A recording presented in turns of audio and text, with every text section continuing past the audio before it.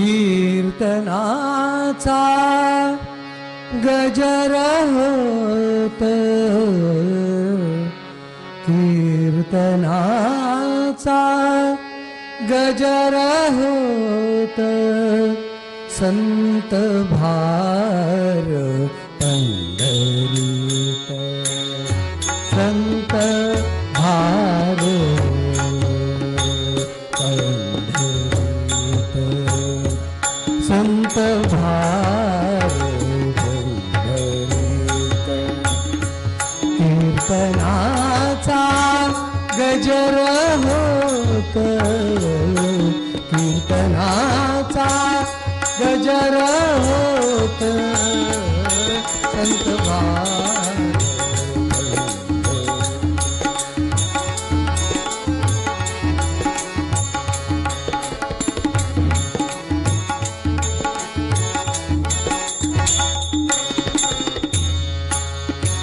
पेठ से देव उभा, पेठ से देव उभा, जैसी समचरणांची शोभा, जैसी समचरणांची शोभा, चरणांची शोभा, संत भार पंढरीत, संत भार पंढरीत,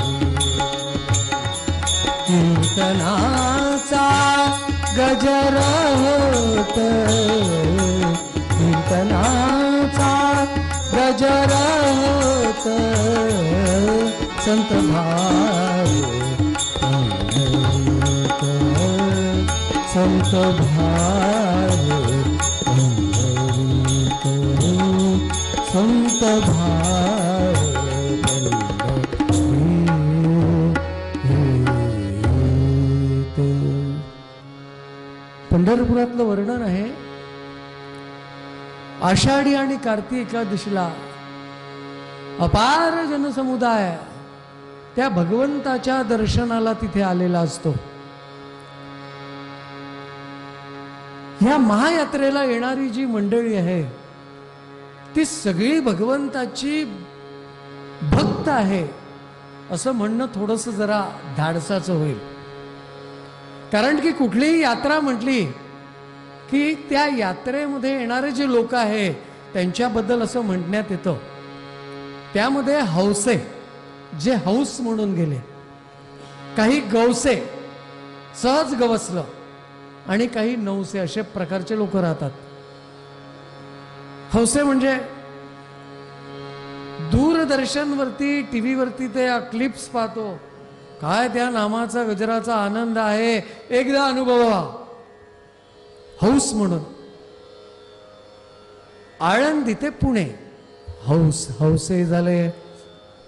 आता नवसे गवसे, मुलाकडे जेमतेम मुंबईला आलेलो आहे, मग पुणे किती दूर आहे, 150 किलोमीटर, वारी पण चालू आहे, चला म्हणाले, गवसलं म्हणून गेले, असेही लोक आहे. मग पुण्यावरनं सासवडपर्यंत जाणार गवसलं म्हणून.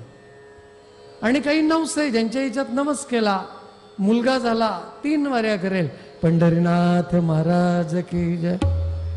हौसे नवसे गवसे. काही काही इथे गेल्यामुळे फायदा होतो असाही एक चौथा प्रकार मला पाहण्यात आला. मी जेव्हा पहिल्यांदा वारी केली त्या दिंडीमध्ये जेव्हा सहभागी झालो, रोज सकाळी त्या दिंडीमधनं चालावं, आणि आता परिचय नव्हता, लोकांचा परिचय झाला. साधारणतः 18-19 दिवस लागतात पंढरपूर जातपर्यंत. एक 3-4 दिवसानंतर सुसंवाद झाला. मी नागपूरचा, अजून एक नागपूरचा होता, काही विदर्भातले, आमची जरा जास्ती जवळची जमली. आणि एकाने सांगितलं, महाराज तो जो आपल्या इथे एक आलेला आहे तिथला गावचा काटोलचा. म्हणलं हो. म्हणाले त्याचं तुम्ही निरीक्षण केलं का? मी म्हटलं भक्ताचं निरीक्षण काय करायचं? म्हटलं इच्छेने. नाही नाही तसं नाही म्हणाले, तुम्ही उद्या त्यांनी स्नान करताना जरा त्याचं मुखावलोकन करा, व्यक्तिमत्व पहा. मी म्हटलं व्यक्तिमत्व चांगलं दिसून राहिलं. ते नाही म्हणाले. त्यांनी स्नान केल्यानंतर तो जेव्हा टीका वगैरे लावेल ना आरशात घेऊन, त्यावेळेला त्याला पहा. म्हटलं बा तू सांगतोय तो बघतो. म्हणून दुसऱ्या दिवशी सोबतीने स्नान केलं, त्याच्या बाजूलाच बसलो. त्यांनी तो टीका लावला. मला त्यात काहीही वाईट वावगं वाटलं नाही. तो दुरून माझ्याकडे पाहतच होता की हे काय पाहून राहिले. मी शेवटी हारलो. त्याला म्हटलं नाही कळलं. त्यांनी जवळ बोलावलं. मी जवळ गेलो. म्हटलं काय? म्हणाले त्याच्या गळ्यात तुळशीची माळ आहे का बघा. मी परत जवळ गेलो. तुळशीची माळ नाही दिसली. त्याला येऊन सांगितलं नाही आहे तुझं बरोबर आहे.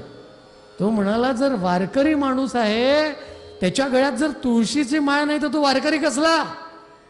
म्हटलं हे तुझं बरोबर आहे. व विचारा म्हणाले त्याला. आता हाय घेणं नाही देणं नाही. लोक काय कसं कोणाला कामाला लावेल. म्हटलं जाऊ दे ना, आपल्याला काय करायचं आहे. नाही नाही त्याचं मागचं कारण तुम्ही जाणा म्हणाले, ते फार महत्वाचं आहे. म्हटलं तुला माहिती आहे तू सांग. मी सांगत नाही, त्याच्याकडून ऐका. परत गेलो त्याच्याकडे. म्हटलं भाऊसाहेब नमस्कार. नमस्कार. स्नान झालं, टीका लावला, हरिपाठ झाला का? झाला. मग मी त्याला म्हटलं का हो तुम्ही वारी केव्हापासून? वडिलांची रीत आहे. वडील आता निवर्तले, त्यांच्यासमोर चालू केली, पण ती रीत चालू आहे. तुम्हाला किती वर्ष झाले? 12 वर्ष झाले. यंदाचं 13वं वर्ष वडिलांच्या नंतरचं. मग मी त्यांना म्हटलं तुमच्या गळ्यात माळ का नाही असा प्रश्न. ते म्हणाले ते आपल्यासोबत भाऊसाहेब आहे ते काही बोलले का. म्हटलं पंढरीनाथ लोक हुशार आहेत. मी म्हटलं जाऊ द्या आता तुम्ही कारण सांगून द्या. ते म्हणाले मी तुला कारण सांगतो पण लोकांना सांगायचं नाही. मी म्हटलं बिलकुल सांगणार नाही. वैयक्तिक आजपर्यंत कोणाला काही बोललो का नाही बोललो, पण कीर्तनाच्या गादीवर सांगितलं पाहिजे आहे की नाही, ज्यातनं उद्बोधन होईल. आता त्याचा चांगला वाईट अर्थ काय घ्यायचा तुम्ही घ्या. तो म्हणाला जेव्हापासून मी वारी करायला लागलो, वडिलांची रीत आहे म्हणून करतो, वडिलांनी सांगितलं म्हणून करतो, पण जेव्हापासून मी करायला लागलो तेव्हापासून माझा व्यवसाय भरभराटीला आला. म्हटलं ही तो पांडुरंगाची कृपा आहे तुझ्यावरती, मग माळ का नाही घालत. महाराज त्याचं असं आहे म्हणाले की एकदा जर माळ घातली तर खाण्या पिण्याला निर्बंध येतात पंढरीनाथ. असा चौथा प्रकार. आपण चांगला विचार करावा. कांदा खाऊ शकत नसेल भलता विचार कशाला करायचा नाही, पण निदान त्याचा विवेक एवढा तरी जागृत आहे की माळ घातल्यानंतर, नाही तर असे बुवा मी पाहिले कांदे खाताना गळ्यातली माळ खुंटीवरती टाकायची, कांदे खाल्ल्यावर पुन्हा घ्यायची. पंढरीनाथ महाराज की जय. कोण काय करेल सांगता यायचं नाही. तो कीर्तनाचा अफाट आनंद त्या पंढरपुरामध्ये चालू आहे. नामदेवरायांचं कीर्तन चालू आहे. नामदेवाची अमृत तुल्य दादिना दादिना.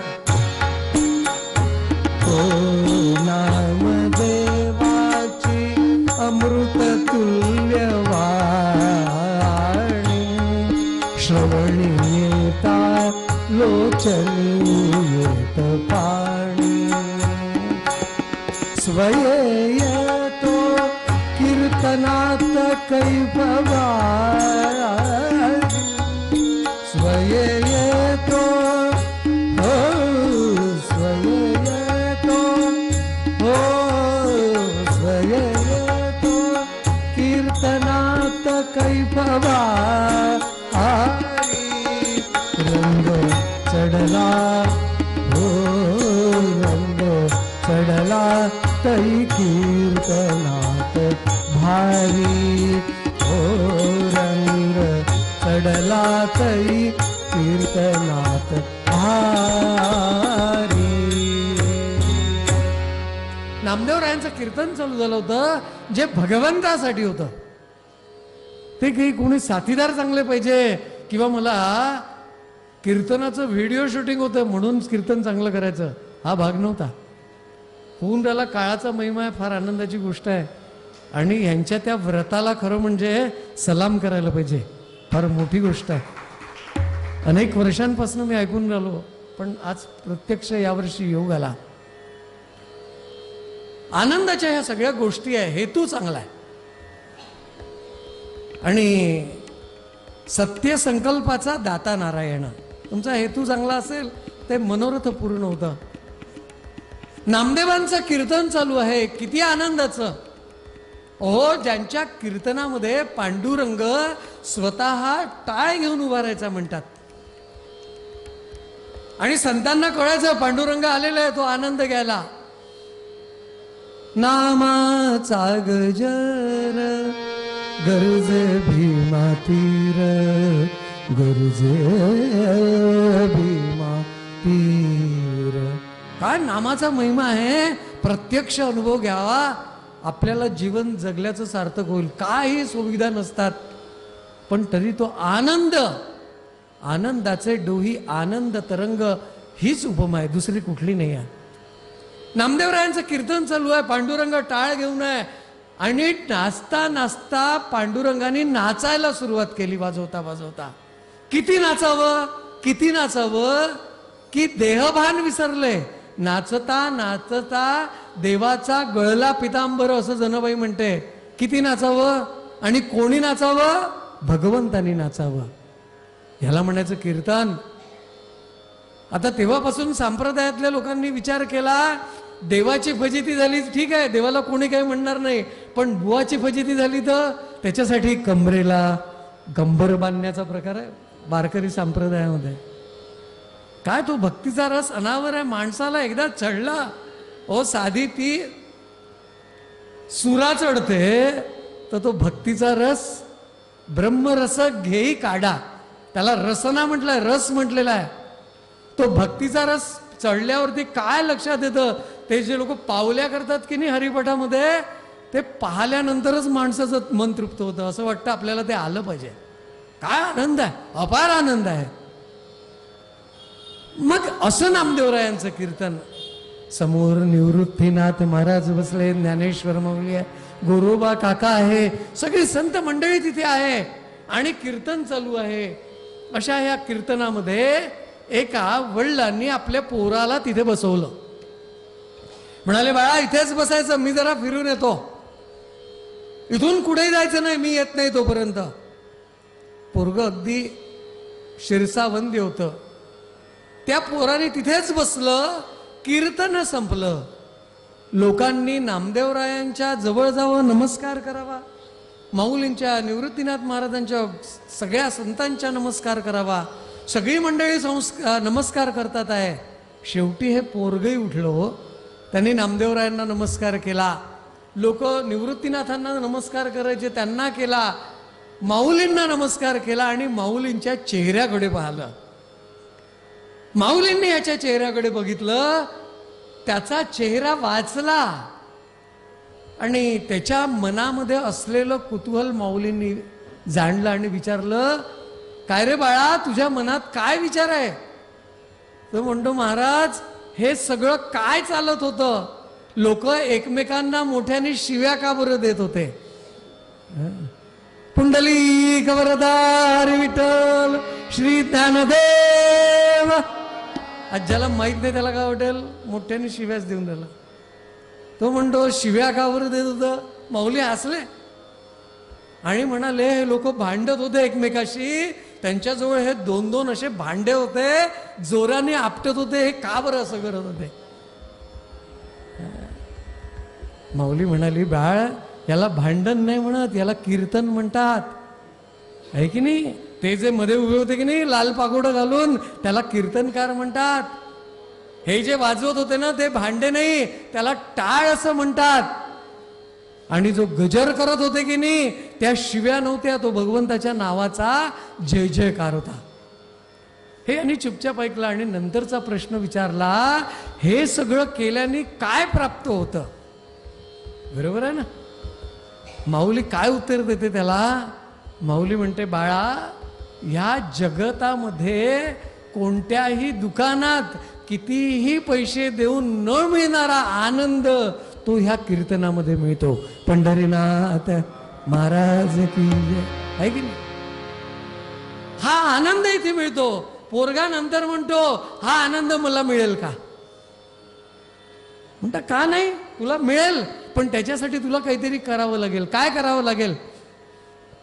आषाढी कार्तिकी जावे पंढरीसी, आषाढी जावे पंढरीसी, नित्य हे वारीसी करीतसे, नित्य हे वारीसी करीतसे, आषाढी कार्तिकी जावे पंढरी.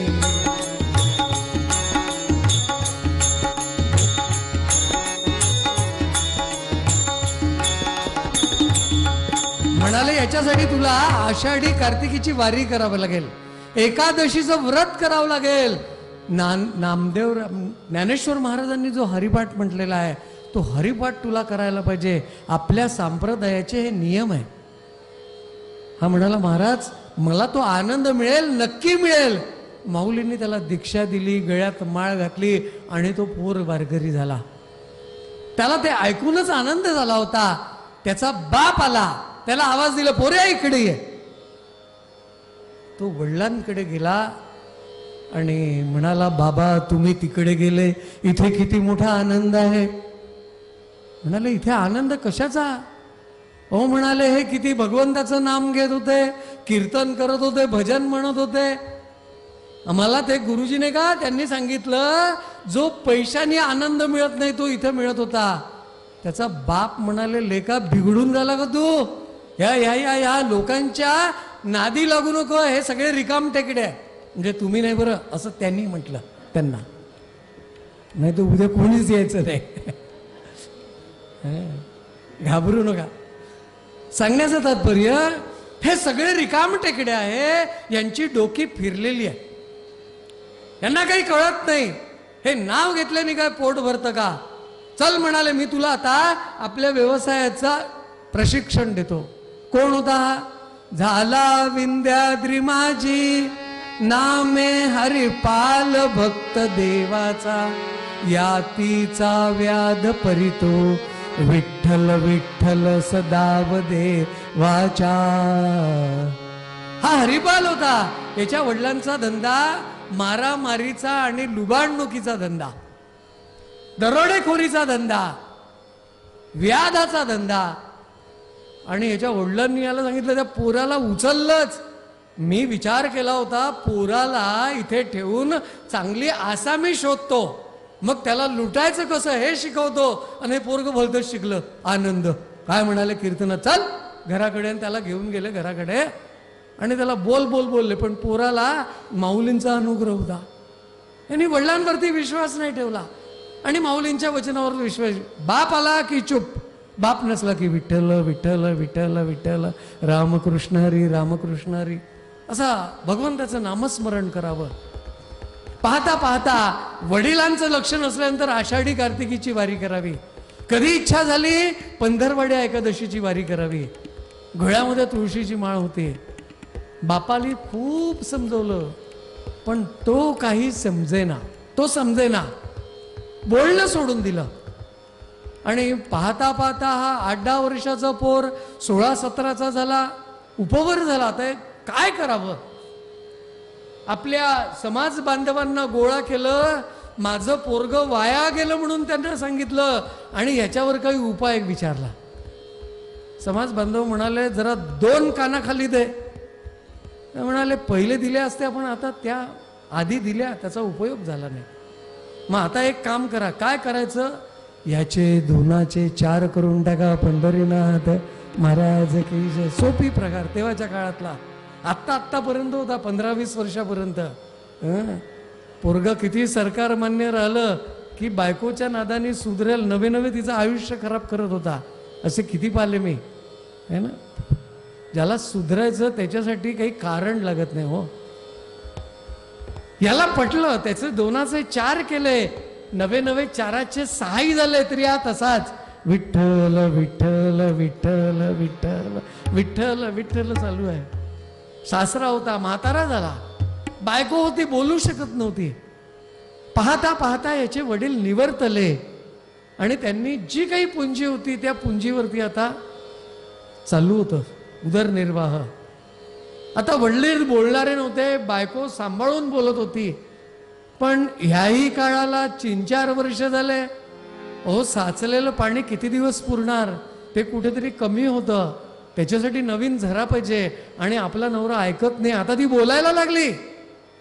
का तुम्हाला कळत नाही का? मामांजी म्हणायचे की तुम्ही कामधंदा करा. हा म्हणतो मला इच्छा आहे, पण मला त्यामध्ये रुची नाही आहे. मी कोणाला का बरं म्हणून मारावं? मी कोणाला का म्हणून लुटावं? ती म्हणाली मग दुसरं काम करा, गावामध्ये जाऊन, शहरामध्ये जाऊन. हा म्हणतो माझी कीर्ती की अपकीर्ती इतकी गेली, वडिलाचं नाव सांगितलं तर लोक उभं करत नाही. इकडूनही गेला आणि तिकडूनही गेला, काय करावं? ती समजावते. मग म्हणता आपला व्यवसाय करा. हा म्हणतो मी प्रयत्न करतो, तिरकमटा घेऊन वडिलांच्या ठिकाणावर जा आणि भगवंताच्या नामामध्ये लीन राहा. लीन राहिल्यानंतर समोरचा येतो केव्हा, जातो केव्हा हे समजायचं नाही. फार विचित्र परिस्थिती झाली. कळत नव्हतं काय करावं. घरातलं सगळं शिधा सामुग्री संपायला आली आणि आषाढीची एकादशी आली. हा म्हणाला अगं जरा लक्षात ठेव, मी प्रयत्न करतो, पण आता हे शेवटची मी आषाढीची एकादशीची वारी करतो, त्याच्यानंतर तू म्हणशील तसं. ही म्हणते मी तुम्हाला जाऊ द्यायची नाही. घरामध्ये अन्नाचा एक दाना नाही आहे आणि तुम्हाला आषाढी सुचते. जर तुम्हाला संसारामध्ये आवड नव्हती तर तुम्ही माझ्याशी लग्न का केलं? तिचं बरोबर होतं तिच्या परीने, पण ह्याला त्याचं कळत नव्हतं. यांनी विनवणी केली. म्हणाले बाई या वेळेला जाऊ दे, तिथनं आल्यानंतर काहीतरी कामधंदा करतो. तुमच्या ज्या दैनंदिन गरजा आहे तेवढा पूर्ण करण्याचा मी प्रयत्न केली. ही म्हणते शेवटचं सांगून ठेवते, निक्षून ठेवते. यांनी तिने होकार दिला. हा गेला, वारीमध्ये गेला. सगळी संत मंडळी होती आणि तिच्यामध्ये ज्ञानेश्वर माऊलींचं प्रवचन चालू होतं. परित्राणाय साधूनां विनाशाय च दुष्कृतां धर्म संस्थापनार्थाय संभवामी युगे युगे. ते प्रवचन ऐकलं, त्यावरचं विवेचन ऐकलं की भगवंत असं म्हणतो सज्जनांचं रक्षण करणं आणि दुर्जनांचा नाश करणं हे माझं ब्रीद आहे. नवे सज्जनांच्या रक्षणासाठी मी दुर्जनांचा नाश करतो. दुर्जनांचा नाश करणं हे माझं मुख्य तत्व नाही आहे. पण ते समजवूनही समजत नाही, तेव्हा मला त्यांचा नाश करायला लागतो. हा विचार ज्ञानेश्वर माऊलींनी सांगितल्यानंतर याच्या डोक्यामध्ये प्रकाश पडला. काय प्रकाश पडला? की माऊलींनी सांगितलं भगवंताचे शब्द, सज्जनांचं रक्षण, दुर्जनांचा नाश.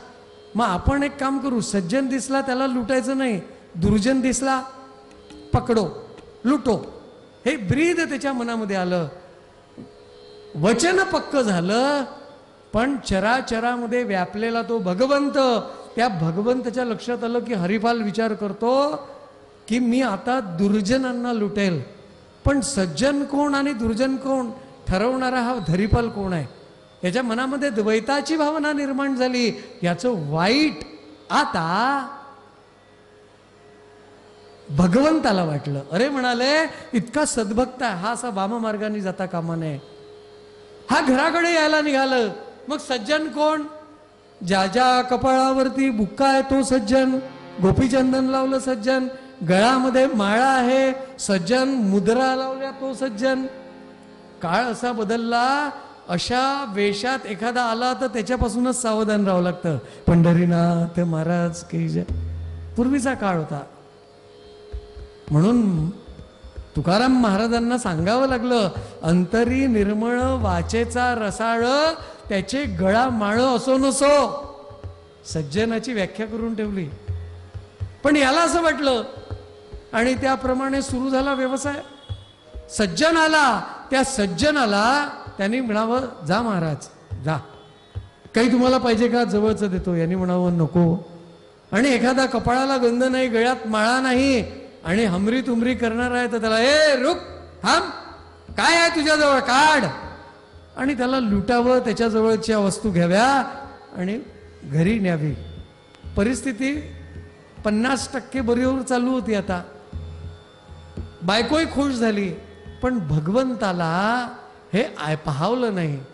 भगवंत म्हणतात याच्या मनामध्ये ही जी द्वैत भावना आहे ती द्वैत भावना मला कुठेतरी काढली पाहिजे.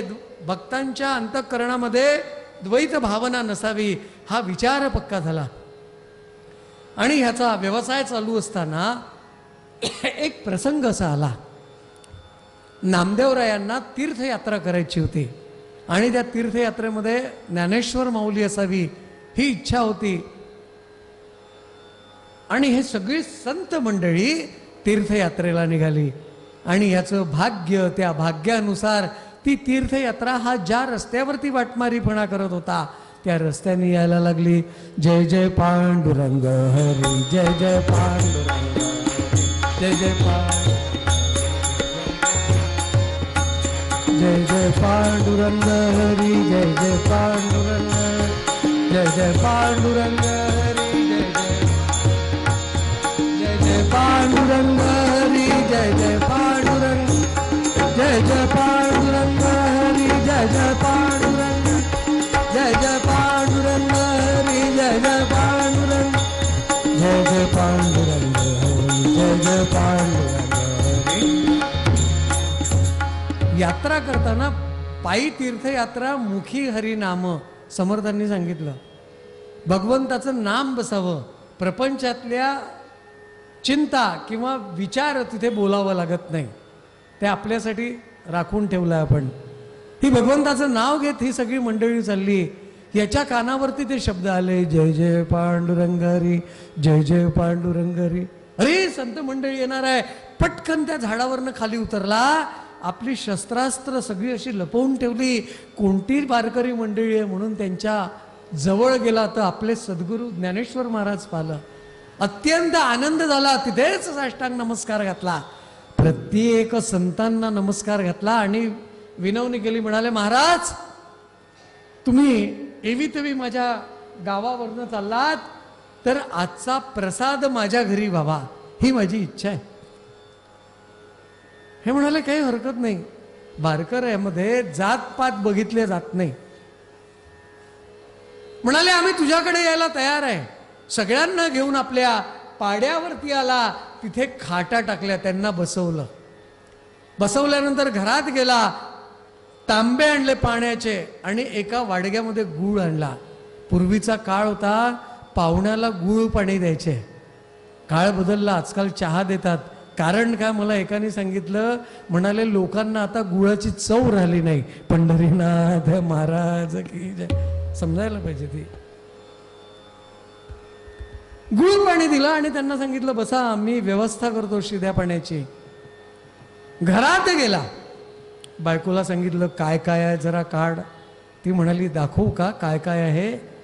एक ते माठ घेतला, चला म्हणाले त्यांच्या समोर दाखवते. दरवाजाच्या बाहेर आली आणि असा सोडून दिला, ठप्पकन आवाज आला. आतमध्ये काहीच नाही. म्हणाले दुसऱ्या माठात तोही तसा, तिसराही तसा, सगळे माठ फुटले. हा म्हणाला अगं नव्हतं तर निदान सांगायचं तरी. म्हणाले तुम्हाला हे केव्हा कळायचं. एक तर स्वतःला खायला काही नाही आहे आणि हे उपडसूम मंडळी सगळी आणून ठेवली, यांची काय गरज होती. जा म्हणा त्यांना. तिचा आवाज वाढवला. हा म्हणाला निदान काही नाही ना, बोलू तरी नको. त्यांना कळलं, आवाज गेला तर ते काय म्हणतील. ते म्हणाले त्याच्यासाठी आवाज वाढला, तुम्हाला कळत नाही पण त्यांना कळत असेल तर जातील तरी. हा म्हणाला बाई जा घरात, मी पाहतो. आणि आपल्या त्या ठिकाणावरती आला, भगवंताला विनवणी केली. म्हणाले देवा आजपर्यंत स्वतःसाठी काही मागितलं नाही, पण आता संत मंडळी घरी आली, त्यांच्यासाठी शिधा सामुग्री नाही आहे, काहीतरी व्यवस्था कर, पाठव एखाद्याला. आणि भगवंताची विनंती करून राहिला. जय जय पांडुरंग हरी रामकृष्ण हरी, पांडुरंग हरी रामकृष्ण हरी, पांडुरंग हरी रामकृष्ण हरी. आता मला सांगा, दुसऱ्याला लुबाडावं याच्यासाठी उपाय जर देवाचं नाव असेल, भगवंत तरी काही त्याच्यावरती फळ देणार आहे का. भगवंताला विवेक आहे. तास झाला, 2 तास झाले, 2.5 तास झाले, येत नाही. आता वाईट वाटायला लागला की या लोकांना आपण बोलावलं पण बोलावल्यानंतरही भगवंत काही आपल्याला साथ देत नाही आहे. तारी तारी आता तारी तारी आता तारी तारी आता मज लागली भारी चिंता तारी तारी आता तारी तारी आता. म्हणाले देवा आता या संकटातनं तारणारा फक्त तूच आहेस. अरे मला चिंता सतावत आहे, चालू द्या. मला या संसाराची चिंता सतावते. घरी संत मंडळी आली आणि माझ्याजवळ काही नाही. आता यांच्या शिरा सामुग्रीची व्यवस्था तुला करायची आहे. तू कोणाला तरी असा तुझा अभक्त पाठव, त्याला मी लुबाडेल आणि लुबाडल्यानंतर यांची व्यवस्था करीन. व्याध व्याध जातीचा हलका व्याध जातीचा हलका मज जवळी नसेची पैका मज जवळी नसेची पैका मम भाव तव पदीनिका मम भाव तव पदीनिका पंढरी राया पंढरी राया तारी तारी आता तारी तारी आता तारी आता तारी आता. भगवंता या संकटातनं मला तार. भगवंताजवळ विनवणी करतात आहे, पण भगवंत ही सहज मदत करणार आहे. हो का? भगवंत त्या भक्तीची तीव्रता जाणतो. आपण त्या गॅसवरती दूध तापायला ठेवतो ना, ते तापत असताना गॅसला फुल फ्लेमवरती जरी ठेवलं तर लगेच अर्ध्या मिनिटाला दुसऱ्या मिनिटाला तापतं का? नाही तापत. त्याच्यासाठी त्या तापमानाचा एक तो विशिष्ट बिंदू यायला लागतो, त्याला उत्कलन बिंदू असं म्हणतात. आणि नंतर ते दूध उतू जातं. भक्तीमध्ये असंच आहे. तुम्ही भक्ती करता पण ती भक्ती तापल्या गेली पाहिजे, त्या उत्कलन बिंदूपर्यंत आली पाहिजे. हा भगवंताची विनवणी करतोय पण भगवंत प्रसन्न झाला नाही. शेवटी भगवंताजवळ विनवणी करतो, भक्त कैवारिया होसी नारायण बोलता वचन लाज काय लाज काय पंढरी निवासा सख्या पांडुरंगा. म्हणाले देवा अरे मी माझ्यासाठी काही मागत नाही आहे, आणि मी सत्कर्मासाठी जर मागत असेल तर तुला द्यायला काय आहे? मला तर आता लाज सुद्धा नाही आहे. तुला भक्तांचा कैवारी म्हणवतात ना, मग आता ते आपलं ब्रीद तू पूर्ण कर. भगवंताजवळ विनवणी करतो, ऐकुनी करुणावाणी ऐकुनी करुणावाणी तो विठ्ठल येई रुक्मिणी सहित. आता भगवंताला वाटलं आता मला गेलं पाहिजे. भगवंत विटेवरनं खाली आले, झपझप झपझप तयार झाले. कसे तयार झाले? अगदी पूर्ण त्यांनी पोशाख केला, अनेक दागदागिने गळ्यांमध्ये घातली, बोटांच्या हाताच्या 10 बोटात अंगठ्या घातल्या. मी आत्तापर्यंत फक्त 4 बोटात पाहायचो, एका बोटाच्या 4 बोटात, एका हाताच्या 4 बोटात. पण आजकाल लोक खऱ्या अर्थानं अंगठी घालायला लागले. खरं म्हणजे जी अंगठ्यात घालतात त्याला अंगठी म्हणायची, पण तो आजकाल सुरुवात झाली प्रथा. अंगठी 10 बोटात अंगठ्या, अनेक अलंकार गळ्यामध्ये आहे, भरजरी पोशाख केला. आणि भगवंताचा तो पोशाख बघितल्यानंतर रुक्मिणी मातेने विचारलं, काय कुठे नेमकं?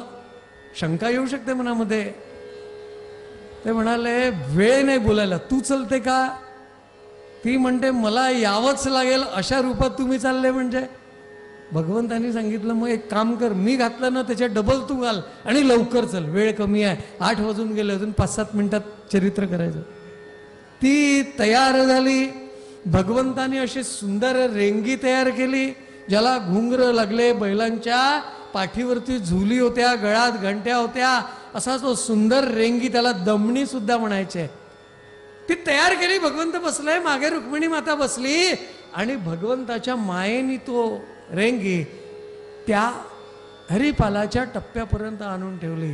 छुनछुन छुनछुन छुनछुन छुनछुन आवाज आल्याबरोबर भगवंतला हरिपाल विचार करतो, भगवंतानी माझी विनंती ऐकलेली दिसते, आणि पटकन खाली उतरला, लपून बसला आणि टप्प्यात आल्यानंतर त्या बैलाचे कासरे आपल्या हातात गेले. ए कोण आहेस तू? हा म्हणतो मी व्यापारी आहे. कशाचा व्यापार आहे? हा म्हणतो मी जवाहराचा व्यापार आहे. सोने चांदी माणिक मोती हिरे सगळं माझ्याजवळ राहतं. कुठून आला?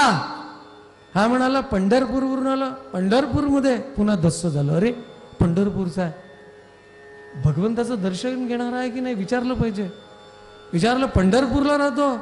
अरे पंढरपूरला राहतो तर त्या पांडुरंगाचं दर्शन हा म्हणतो आजपर्यंत घेतलं नाही आणि कधी घेणार नाही. आनंद झाला. अरे वा वा, पंढरपूरमध्ये राहणारे सगळेच लोक दर्शन घेतात असं नाही आहे. आपण त्या तरी 2-4 वाऱ्या होऊन जाईल, पण त्यांच्या आषाढीलाही होत नाही, कारण की गर्दी राहते. पंढरीनाथ महाराज की जय. दर्शन नाही घेतलं, आजपर्यंत घेतलं नाही, पुन्हा घेणार नाही. कधी घेणार नाही? का घेणार नाही? म्हणाले त्या काळ्याचं मला तोंड पाहायचं नाही. याला अन्नातून आंदोलनही होत होता, पण आपल्या पांडुरंगाला काळ्या म्हणतो म्हटल्यानंतर वाईट वाटत होतं. म्हणाले माझ्या पांडुरंगाला शिव्या द्यायच्या नाही, दिल्या तर तुझी जीभ कापून टाकीन. हा म्हणाला जाऊ दे, तुझे करशील ते करशील, तुझा तो देव मला माहिती आहे. आणि यांचा वाद चालू असताना रुक्मिणी माता विचार करते, या दोघांचं असं भांडण चालू आहे, आपल्याला भक्ताकडे जायचं आहे, काय घेऊन बसले भगवंत, म्हणून ती उतरली खाली आणि नवऱ्याला म्हणते, पण भगवंताला म्हणते का हो, हा काय म्हणतोय, आपल्याला भक्ताकडे जायचंय, काय म्हणतो ते देऊन द्या. अगं आपण ह्या भक्ताकडे याच्याचकडे आलो, म्हणजे हा भक्त शिव्या देणारा भक्त तुम्हाला आवडायला लागला. हो म्हणाला, प्रेमामध्ये पतीनी किंवा पत्नीनी शिव्या दिल्या तेही चांगल्या वाटतात. पंढरीनाथ महाराज की जे, त्याचा आनंद काही वेगळाच असतो. आणि माणूस किंवा स्त्री ते हसत हसत त्याचा आस्वाद घेत राहतो. माझे भक्त मला शिव्या देतात त्यातही आनंद आहे. म्हणाले असं, अरे पण तो मारण्याची भाषा करून राहिला. काय रे तू ह्यांना शिव्या का बरं देतो यांच्या देवाला? म्हणाले बाई आमच्या भांडणात तुम्ही पडू नका, तुम्ही पडल्या तर तुम्हालाही मी बोलल्याशिवाय राहणार नाही. ही म्हणते यांच्यासोबत आता मलाही शिव्या खायची वेळ आहे का? अरे जो तुझा भगवंत आहे त्याला तू ओळखतो का, पाहिलाय का? हो पाहिलं, म्हणजे आषाढी वारीला आणि कार्तिकी वारीला मी जातो, मध्ये केव्हाही जातो. असं मग त्या भगवंताला तू पाहिलं. आणि हा म्हणत होता की तुझा भगवंत चोर आहे, याने गोकुळी केली चोरी, गोपनारी भोंदविल्या. माझ्या देवाला शिव्या देतो, तो नाही, माझा देव जो आहे तो पांडुरंग आहे. ती म्हणते तोच देव आहे. म्हणाले मी विश्वास ठेवणार नाही. मग भगवती माता म्हणते तुझे गुरु कोण आहेत? म्हणाले माझे गुरु ज्ञानेश्वर महाराज माझ्याच घरी बसलेले. म्हणाले ज्ञानेश्वर महाराजांनी हरिपाठ लिहिला. हो हो रोज करतो. करणं आणि वाचणं आणि तो समजणं याच्यात फरक आहे की नाही? म्हणाले हरिपाठात ज्ञानेश्वर महाराज काय म्हणाले? ज्ञानदेवा प्रमाण आत्मा हा निदान, सर्वागती पूर्ण एक नांदे. हो सर्वागती पूर्ण एक नांदे. ज्ञानदेवा प्रमाण आत्मा हा निधान, सर्वागती पूर्ण एक नांदे. हो सर्वागती पूर्ण एक नांदे. म्हणाले ज्ञानदेवा प्रमाण आत्मा निधान, सर्वागती पूर्ण एक नांदे. हे म्हणतो का? तो म्हणतो हो हे म्हणतो. मग सूर्य प्रकाशक सहस्र रश्मी आहे ना, प्रत्येक ठिकाणी सर्वागटी राम देहादेही एक सूर्य प्रकाशक सहस्र रश्मी हरिपाठातलं प्रमाण आहे ना. तो म्हणतो हो. मग जर ज्ञानेश्वर माऊली प्रत्येकामध्ये भगवंत आहे म्हणतो, तर तू ज्याला शिव्या देऊन राहिल्या तो भगवंत नसेल कशावरून? पटलं हो. ऐकुनी दुस्तर वचना, तो हरिपाल आता कोपला होता. ऐशा निष्ठुर वचना ऐकुनी या कोपला हरिपाल. पण आता त्याचा राग शांत झाला होता.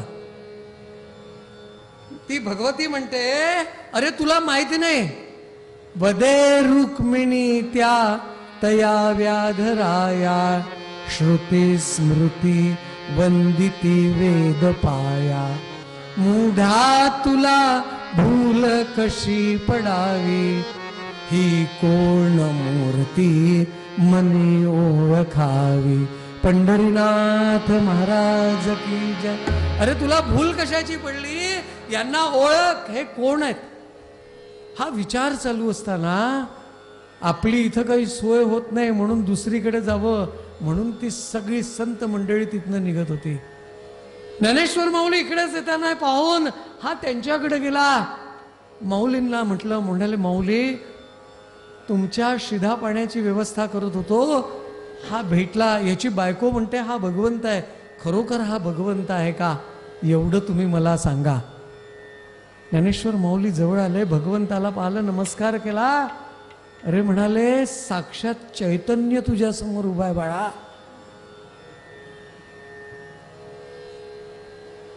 मनामध्ये विचार आला, माझी माऊली यांना चैतन्य म्हणते आणि या चैतन्याला मी किती शिव्या दिल्या, मारायचं तेवढं बाकी राहिलं होतं. याच्या मनातले माऊलींनी भाव ओळखले. माऊली म्हणतात, काय रे काही बोलला का? म्हणाले, महाराज काय बोलायचं ठेवलं, बाकी सगळं बोललो. अरे अरे चूक झाली, तू आता त्यांच्या पायावरती नतमस्तक हो. म्हणाले, तीच मूर्ती आहे जी तू पंढरपूरला बघतो. आणि भगवंताला सांगितलं. म्हणाले, भगवंता हा ज्या रूपामध्ये तुम्हाला ओळखतो त्या रूपामध्ये तुम्ही ह्याला दर्शन द्या. भगवतीने आपल्या रूपामध्ये आली, भगवंत आपल्या रूपामध्ये आले. आणि आता कसे दिसायला लागले, सुंदर ते ध्यान उभे विटेवरी, सुंदर ते ध्यान उभे विटेवरी, करकटावरी करकटावरी ठेवू निया. सुंदर ते उभे विटेवरी, सुंदर ते ध्यान, सुंदर ते ध्यान, सुंदर ते ध्यान. भगवंताचं ते रूप झालं आणि गर्जना केली, पंढरीनाथ महाराज की जय, माऊली ज्ञानेश्वर महाराज की जय. असं हे हरिपालाचं चरित्र. या हरिपालाला ज्ञानेश्वर माऊलींनी फक्त नामाचा अनुग्रह केला. त्या नामाचा जो अनुग्रह केला त्याचा परिणाम त्याला भगवंताचं दर्शन झालं. त्याच्या पापाचा क्षय झाला. त्याची पुण्याची गणना आता कोणी करू शकत नव्हतं. आणि त्या हरिपालाला भगवंताचं दर्शन झालं. मग ह्या कलियुगामध्ये जर हे नाम श्रेष्ठ आहे तर माऊलींनी जे सांगितलं ते काही चूक सांगितलं. म्हणून माऊली उद्बोधन करताना म्हणतात, ज्ञानदेवी यज्ञ योग क्रिया धर्म, हरी वीण नेम नाही दूजा, हरिमुखे म्हणा हरी, हरिमुखे म्हणा हरिमुखे म्हणा. पुण्याची गणना कोण करी, पुण्याची गणना कोण करी, कोण करी, कोण करी.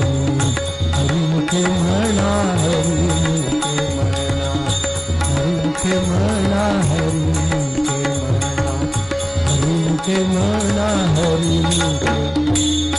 हरी मुख